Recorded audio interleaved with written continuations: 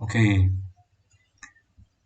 berjumpa kembali melanjutkan kisah yang belum selesai mengenai discrete Fourier transform. Sekarang kita masuk ke fast Fourier transform atau yang lebih dikenal dengan singkatan atau kependekan FFT. Mengapa ini bisa terjadi? Kita kembali ke yang sebelumnya, pembahasan sebelumnya mengenai DFT, khususnya mengenai transformasi Fourier, di mana kita punya sinyal asli, maaf ya, sinyal asli di sini, ya. Kemudian sinyal terurai seperti ini karena ini merupakan gabungan ya. Jadi sinyal yang ini merupakan gabungan dari berbagai macam sinusoidal dengan berbagai frekuensi. Menggunakan transformasi Fourier kita bisa mendapatkan informasi kandungan frekuensi pada sinyal yang kita analisis ya. Jadi sebenarnya intinya ini. Jadi kita bisa tahu ada berapa di sini 1, 2, 3, 4, 5, 6, 7, 8, 9, 10, 11 frekuensi yang berbeda. Tentu saja bahwa nilai dari power ini yang frekuensi yang sekitar hampir 200 Hz itu punya dominansi power yang tinggi karena dia low frekuensi sehingga amplitudenya itu lebih terasa dibandingkan yang high frekuensi. Tapi sebenarnya intinya adalah bahwa dengan transformasi Fourier atau alih ragam Fourier kita bisa mendapatkan informasi dari ranah frekuensi. Ya. Jadi ini adalah frekuensi domain atau ranah frekuensi. Sedangkan ini yang dua ini itu adalah ranah waktu. Nah, dari ranah waktu itu dibawa ke ranah frekuensi itu menggunakan transformasi Fourier. Sebenarnya itu inti yang kita bicarakan ya sejak video yang sebelumnya atau pembelajaran yang sebelumnya. Ya, jadi bisa dilihat di sini bagaimana informasi yang ada pada ranah waktu itu bisa dialihragamkan atau ditransformasikan menjadi ranah frekuensi yang kita bisa tahu kandungan frekuensi itu apa dibandingkan kalau Anda mendapatkan data semacam ini. Ya, ini kan susah. Apa ini kandungannya ini susah. Tapi kalau ini lebih mudah. Oke, kita mulai dengan DFT sendiri, bahwa DFT itu seperti yang kita ketahui, itu mengalih bentuk atau mentransformasikan seperti yang saya jelaskan sebelumnya, mengalih bentuk sinyal yang semulanya analog menjadi discrete, yang semulanya itu dalam ranah waktu diubah menjadi ranah frekuensi, ya, yang semulanya analog menjadi discrete dalam ranah waktu dirubah menjadi ranah frekuensi. Maksudnya discrete dalam ranah waktu itu dirubah menjadi ranah frekuensi. Itu prinsip DFT. Jadi mohon diingat tabel yang sudah dijelaskan pada pertemuan sebelumnya. Nah, DFT digunakan untuk menghitung magnitudo spektrum frekuensi sinyal. Ya, jadi ini yang perlu digarisbawahi itu magnitudo, ya, spektrum frekuensi sinyal. Jadi ada di kandungan frekuensinya atau orang menyebutkan sebagai spektrum ya, spektrum sinyal. Karena spektrum itu ya isinya adalah frekuensi. Jadi seringkali dalam bahasa Indonesia itu digabungkan jadi satu kata semacam ini gitu ya. Tapi intinya ya spektrum ya. Nah, alih ragam DFT itu bisa dituliskan seperti ini. Jadi ini mirip dengan transformasi Fourier tapi ini namanya DFT atau discrete Fourier transform. Ini ya, persamaan satu ini. Ini jadi maaf ini pangkat ya. Pangkat E minus J2B NK per N, jadi masih merupakan suatu kelipatan dari K, ya, karena ini bentuknya diskrit, tapi hanya jalan dari 0 sampai n-1. Nanti hasilnya berupa magnitude.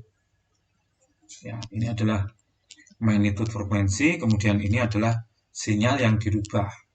Nah, cacahnya ini menentukan akurasi juga. Nah, cacah n itu juga biasanya besar. Ya, biasanya dalam orde yang sangat besar. Nah, ini akan jadi masalah karena sebagai berikut.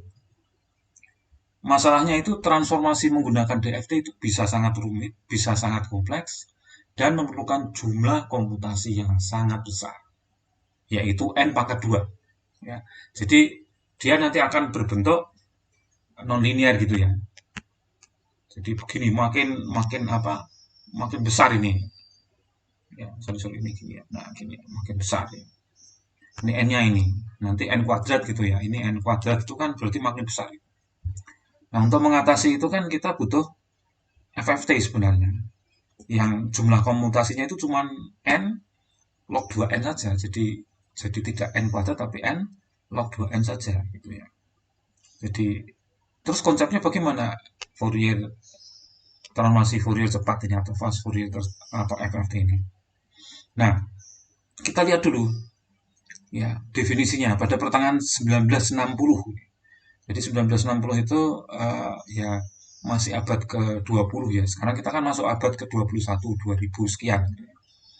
Ini merumuskan teknik perhitungan Fourier transform yaitu Cooley-Touquet, namanya Cooley-Touquet. Jadi bukan Fourier-nya sendiri tapi ini sudah merupakan bentuk update ya, bentuk modifikasi dari transformasi Fourier sedemikian hingga dia menjadi lebih cepat. Itu ide dari Cooley dan Touquet di tahun 1960. Nah, FT itu adalah algoritma yang efisien karena bisa menghitung transformasi Fourier discrete dengan jumlah komputasi yang lebih sedikit sehingga fast ya. Maksudnya lebih cepat dibandingkan transformasi Fourier biasa.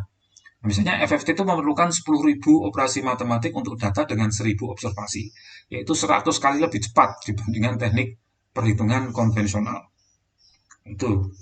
Nah, ini jadi itu apa yang nanti kita bahas di belakang itu ada contoh-contoh FFT. Itu maksudnya transformasi Fourier hanya digunakan FFT untuk melakukan perhitungan dengan cepat. Nah, di sini maaf ini sudah nampak dua persamaan ya. Jadi Anda bisa lihat ini persamaan yang pertama itu jika W-nya itu mewakili E pangkat J2Pn, maka persamaan 1 bisa kita tulis menjadi persamaan 2. Ya, W pangkat NK. Nah, runtunnya kan berarti ada 2 itu. Ya. Runtun bernomor genap 0, 0, 2, 4, 6 dan seterusnya, dan ganjil 1, 3 dan seterusnya. Masing-masing kan berarti tinggal setengahnya atau n per 2. Nah, runtun genap bisa kita tandangkan dengan 2n. Dengan n sama dengan 0 sampai n per 2 kurangi 1. Sedangkan yang ganjil itu bisa kita rubah menjadi 2n min 1. Jadi di sini bisa kita rubah ya, ini kita bisa dekomposisi. Ya, yang ini bisa kita dekomposisi menjadi yang bawah ini. Nah, persamaan 2 ini kita bisa tulis ulang ini. Jadi di sini pokoknya n per 2 min 1, ini juga n per 2 min 1. Hanya saja ini kan H2n, yang 1 itu, ini harusnya plus ya, H2n plus 1. Jadi plus 1 itu berarti sudah ganjil ini, karena ini mesti genap. Ya, H2n plus 1 ini koreksi, perlu dikoreksi. Nah, kemudian di sininya ya karena ini n, maka ini 2n ya Wn maksudnya Wn pangkat 2nk. Ini Wn pangkat 2n plus 1k. Ya sudah, berarti yang bagian depan sama, yang genap ya, yang ganjil itu kan bisa kita pisahkan ini. Ya, kita pisahkan yang WK-nya ini ya. Sehingga WK-nya bisa keluar karena hanya bergantung pada K tidak pada N. Jadi ini W 2NK ditambah 2K. Tapi ini genap ganjil ini sebenarnya, ini genap ganjil. Ya, genap ganjil, hanya saja ini tambah K. Jadi kalau ini dimasukkan nanti harus ada N-nya juga. Tapi ini nggak ada, jadi bisa keluar ini W 2 dikali W 2K. Ya, ini 2 4N ditambah 2K, atau ini N-nya genap dan ganjil. Nah, maka otomatis di sini tinggal N per 2 ya, maaf ya, yang ini jadi N per 2, ini N per 2. Kita tuliskan menjadi seperti ini, menggantikan WN 2NK menjadi WN per 2NK, maka kita jadi seperti ini. Ya, jadi W2NK menjadi WNK ini. Jadi sama tuh ini. Yang ini, ya, jadi seperti itu. Nah, itu makanya dibuat kupu-kupu. Ya, kupu-kupu mulai dari yang A di sini, ya. Ini H11 itu hasil penjumlahan dari H21, ya, ditambah H22 ini, ditambah H22 tapi dikalikan W21, ya, W21, W12 gitu ya. Terus yang ini juga, ini yang ganjil ya, ini yang genep. Ini H11 sama, ini sama dengan A dan B. Jadi kalau ini kita gabung jadi C. Ya, jadi 0 0 1 0 1 gitu ya. Jadi ini 0 1, ini 0 dengan 0, ini 1 dengan 1, ini H21, ini H22. Jadi kita punya ini namanya butterfly. Ya, algoritma butterfly atau kupu-kupu. Nah, FFT dengan demikian itu mengandung N per 2 ya. Maaf lagi itu tadi keliru ya. N per 2 log 2N. Perkalian kompleks, dan kalau dibandingkan dengan N pangkat 2 itu lebih menghemat. Ya, jadi seperti itu. Menghematnya ya ini dikurangi itu ya, dikurangi. Nah, masing-masing butterfly tadi berisi 2 penambahan kompleks, sehingga FFT membutuhkan totalnya jadi karena dua kompleks, jadi kalau tadi kan N log 2N, ya ini karena ada 2 berarti N per 2 kali 2, jadi N log 2N dibandingkan N min 1, N kali N min 1 untuk DFT. Nah, penghematannya seperti ini. Jadi di sini bisa dilihat kalau N-nya 4 ya, ini nggak terlalu signifikan ini. Perkalian kompleks, penambahan 16, 12, ini 4. Tapi kalau kita lihat di sini, yang 10 ini,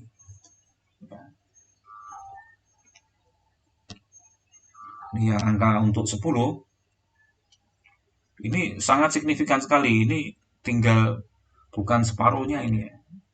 Jadi lebih cepat, ini cuma 10.000, ini 1 juta ini. Ini 5.000, ini 1 juta, 1 juta perhitungan. Jadi bisa diperhatikan itu lebih menghemat mestinya. Gitu ya.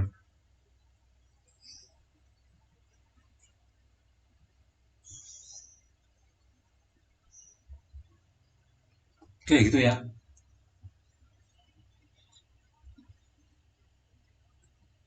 Nah, jadi sampai di sini, sampai slide di sini, Anda mestinya sudah bisa melihat bagaimana FFT itu bisa sangat-sangat menghemat. Sehingga kalau Anda menggunakan fungsi di MATLAB itu FFT itu ya sudah di, dibawakan dengan apa namanya, software.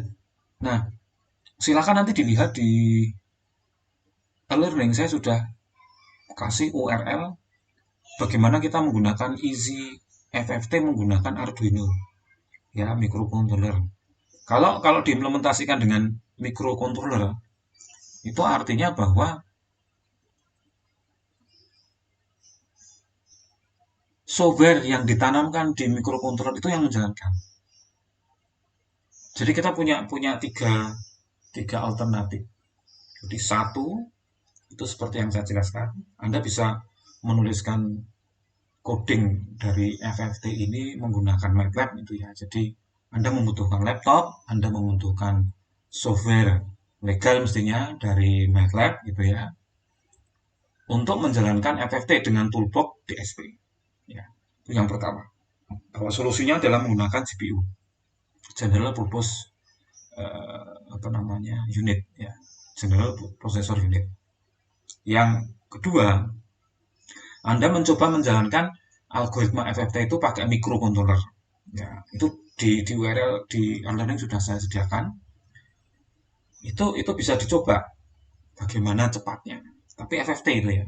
Kalau Fourier biasa nggak bisa. Kemudian yang ketiga itu implementasi FFT ini tidak di software, tidak pakai MATLAB, tidak pakai Arduino, tapi kita bikin rangkaiannya menggunakan silicon dice. Ya. Ya, biasanya ASCII gitu ya, IC gitu ya khusus. Tapi kalau Anda mengikuti kuliah embedded system, di situ diperkenalkan bagaimana suatu algoritma itu bisa diimplementasikan menggunakan perangkat keras gitu ya. Jadi itu yang digarisbawahi seperti itu gitu. Itu yang perlu Anda pahami gitu ya. Nah, itu nanti bisa dilihat di ECFFT with Arduino. Kalau Anda misalnya mau googling, itu ECFFT with Arduino. Ya, saya tuliskan di sini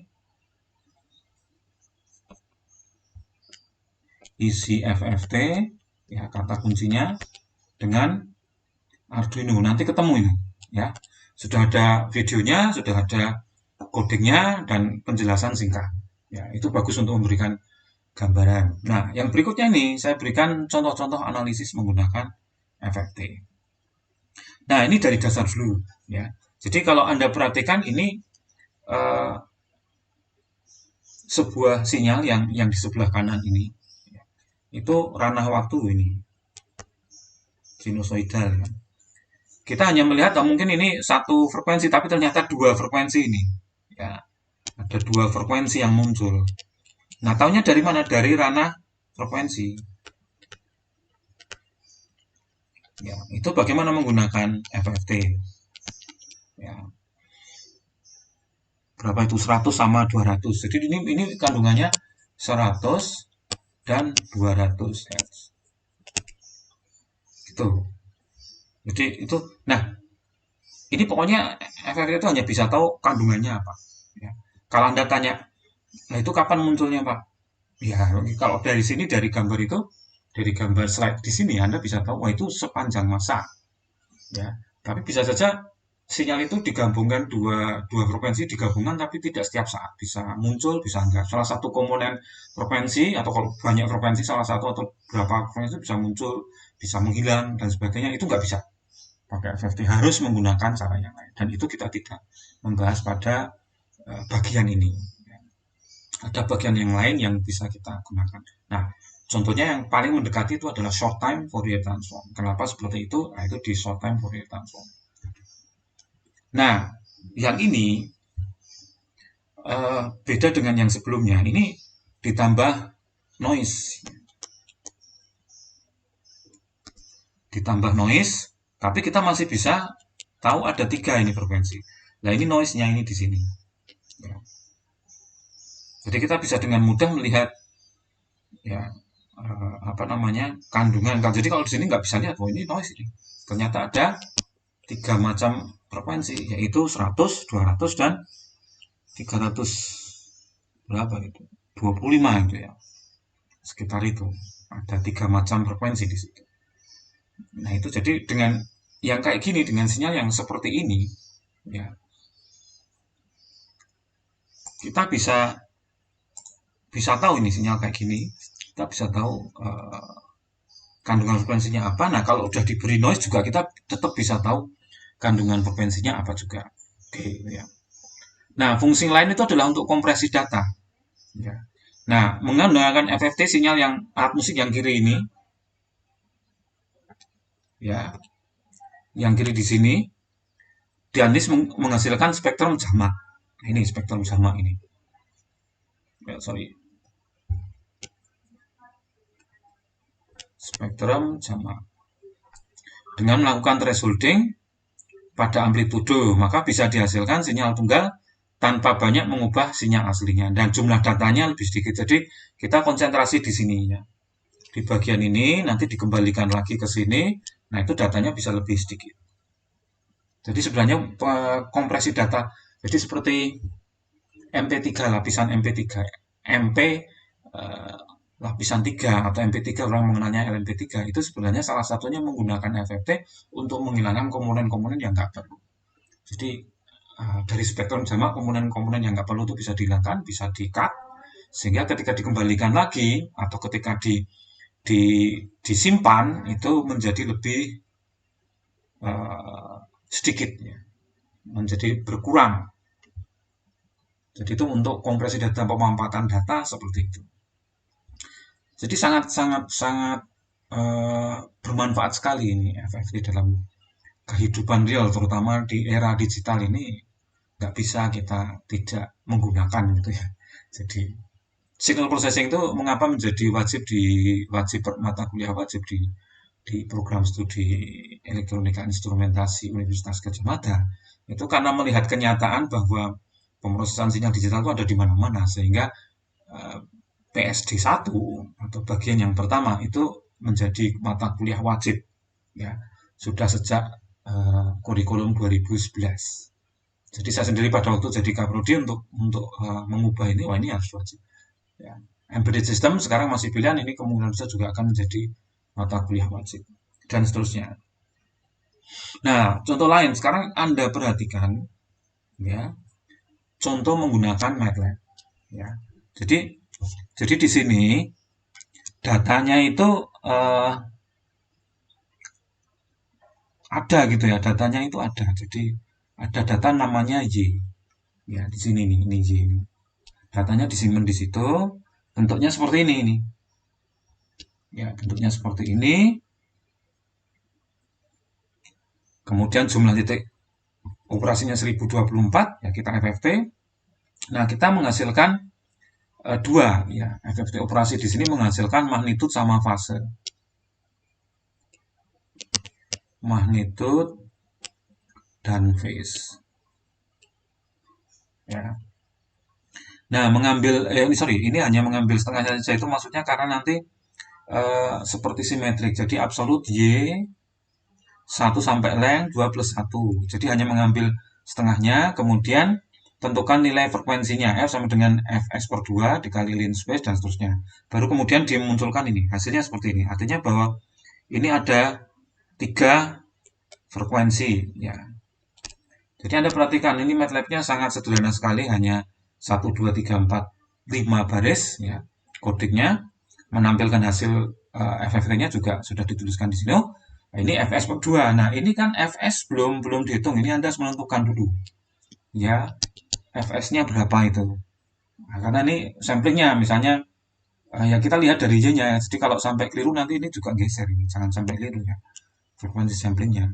Begitu. Tapi contohnya seperti ini. Anda bisa menggunakan GUI toolbox-nya untuk mencoba sinyal-sinyal yang lain gitu.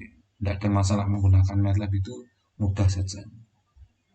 Nah, implementasi FFT yang lain adalah mendukung ilmu statistik.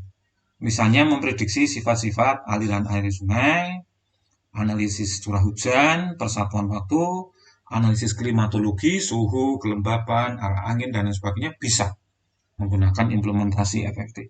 Nah, ini misalkan grafik curah hujan gitu ya. Mulai dari 85 sampai 2006 ya, seperti ini ya. Terus ini juga grafik temperatur. Nah, nanti ini bisa diolah lagi nih. Ya, bisa diolah dengan FFT untuk melihat apa namanya paling sering itu curah hujannya itu yang berapa. Ini kan jadi periode nanti. Jadi periode kita bisa menganalisis kalau ini time domain ya, time domain seperti ini kalau kita jadikan FT jadi frekuensi hujannya itu kita bisa mengetahui seberapa sering hujan ini juga seberapa sering suhu tertentu ini. Ini karena domainnya itu ya waktu ini. Jadi bisa itu. Untuk statistik itu bisa. Ya tidak hanya statistik juga ini nanti untuk uh, badan kelembagaan apa namanya meteorologi gitu ya dan klimatologi ya gitu. BMKG ya semacam itu. Ini contoh implementasi ataupun contohnya. Yang lain apa? Reflektivitas itu menyatakan besaran reflektivitas energi yang kembali dari objek yang bergantung pada ukuran bentuk dan komposisi objek. Misalnya radar cuaca menampilkan lokasi dan intensitas atau reflektivitas dari target meteorologi seperti shower hujan dan badai. Ya, itu bisa menggunakan reflektivitas. Gambarnya seperti ini nih biasanya uh, yang pakai itu BMKG. Nah ini, gitu ya. Kemudian yang lain adalah bidang telekomunikasi.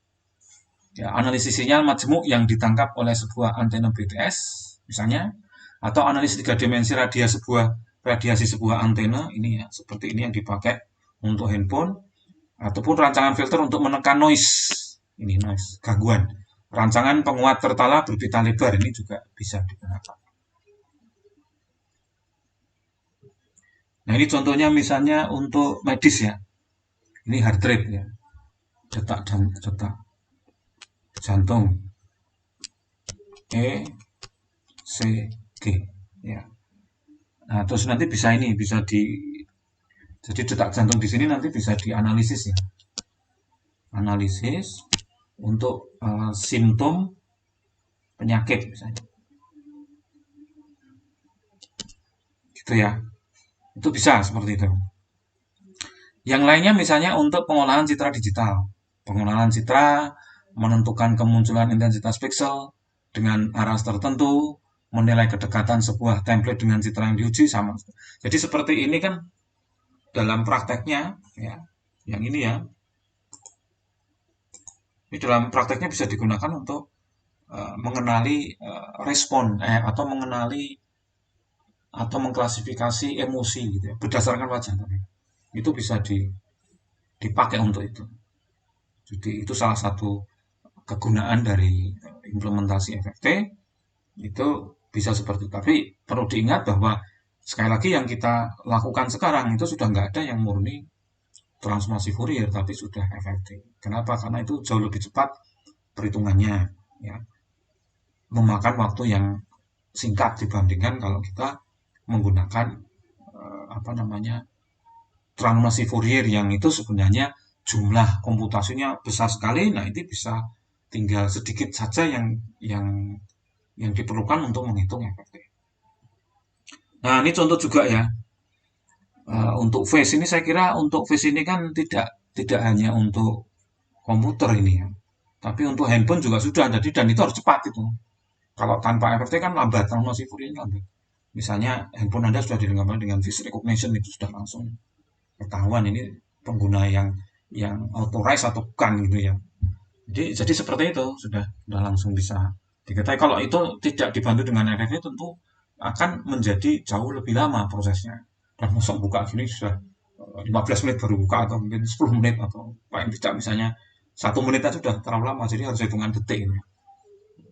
Apalagi 5 menit gitu ya. Nah, 5 menit mungkin kalah kali juga. Gitu. Nah, seperti itu. Nah, sayangnya kalau yang face recognition itu kalau diganti dengan gambar foto dan sebagainya masih bisa dia. Sehingga yang paling tidak itu sidik jari misalnya. Sidik jari pun juga kalau kita pinjam orangnya lagi tidur dan sebagainya juga masih bisa dibuka. Ya, nah, mungkin suatu ketika menggunakan biometrik apa yang bisa bisa mengetahui bahwa this is the authorized user. Ya, ini adalah user ataupun pengguna yang memang berhak menggunakan device tersebut. Ya, jadi itu ya. Kita sudah sampai di penghujung. Jadi sekali lagi DFT itu kita bagi menjadi dua tayangan gitu ya. Dasar sudah kita bicarakan pada video sebelumnya mengenai DFT. Nah, yang kedua ini kita memang belajar mengenai fast Fourier transform. Nah, dengan demikian kita sudah selesai membicarakan topik DFT dan saya harapkan Anda semua bisa tahu bahwa kegunaan FFT itu memang sudah ada dalam kehidupan sehari-hari, baik disadari maupun semakin tidak disadari ya, gitu, atau semakin disadari. Dan itu makanya dinamakan sebagai ubiquitous computing. Ya, ubiquitous computing itu karena menyatu dalam kehidupan kita sehari-hari, sedemikian hingga kita tidak merasa bahwa itu adalah bagian sebuah komputasi yang sangat penting yang sudah tertanam di dalam device yang kita gunakan dan sudah tertanam dalam kehidupan sehari-hari. Jadi itu namanya pervasif ataupun ubiquitous computing. Jadi ubiquitous computing tidak hanya melibatkan embedded system tapi juga software. Jadi software dan hardware. Jadi embedded system itu kalau kita belajar embedded system kita belajar hardware dan software. Kita belajar PSD atau DSP kita juga mempelajari apa yang ada di luar sana yang masih kita pakai ya, sampai sekarang untuk aplikasi-aplikasi setiap harinya. Begitu yang bisa saya sampaikan ya. Semoga Anda punya gambaran dulu awal mengenai FFT ini dan Anda bisa mengeksplorasi lebih jauh. Cukup banyak contoh-contoh di YouTube maupun di Google untuk melengkapi kasana Anda mengenai transformasi Fourier pada umumnya maupun FFT pada khususnya. Baik, kita nanti akan jumpa lagi pada topik yang lain yang tentu saja sama-sama menariknya dan kita akan belajar mengenai pemrosesan sinyal digital. Salam sehat selalu. Terima kasih. Kurang lebihnya mohon maaf. Assalamualaikum warahmatullahi wabarakatuh.